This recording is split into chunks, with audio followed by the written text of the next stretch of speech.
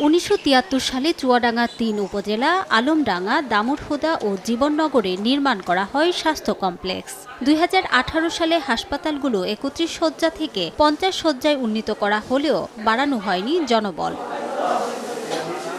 স্বাস্থ্য বিভাগের তথ্য মতে 3টি উপজেলা স্বাস্থ্য কমপ্লেক্সে মোট 43টি চিকিৎসক পদের বিপরীতে শূন্য 18টি পদ। একই সঙ্গে 433টি দ্বিতীয় ও তৃতীয় শ্রেণীর পদের মধ্যে শূন্য রয়েছে 145টি পদ। কোনো হাসপাতালেই নেই অ্যানেস্থেশিয়া ও সার্জারি বিভাগের চিকিৎসক। এই কারণে বন্ধ সব ধরনের অপারেশন।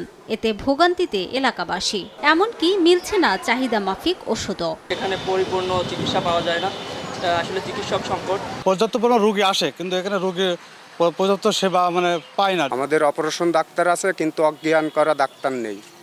এই অজ্ঞান করা ডাক্তার যদি আসে তাহলে সবচেয়ে ভালো হবে। অ্যানেস্থেশিয়া, মেডিসিন, সার্জারি, গাইনি কনসালটেন্টের পোস্টগুলো থাকলে এখন বর্তমানে কেউই এগুলাতে নেই, যার কারণে আমাদের ওটি থাকলেও আমরা অপারেশন থিয়েটারটা চালু রাখতে পারছি না। সমস্যা সমাধানে শিগগিরই ব্যবস্থা নেওয়ার আশ্বাস সিভিল সার্জনের। আমাদের ঊর্ধ্বতন কর্তৃপক্ষের সাথে যোগাযোগ রাখছি। তারা আশ্বাস দিয়েছে এই সংকট নিরসনে দ্রুত চিকিৎসক নিয়োগ করার প্রক্রিয়া চলছে। স্বাস্থ্য বিভাগের তথ্য মতে চুয়াডাঙ্গা 3টি উপজেলা স্বাস্থ্য কমপ্লেক্সে প্রতিদিন প্রায় 1,500 মানুষ স্বাস্থ্যসেবা নেন।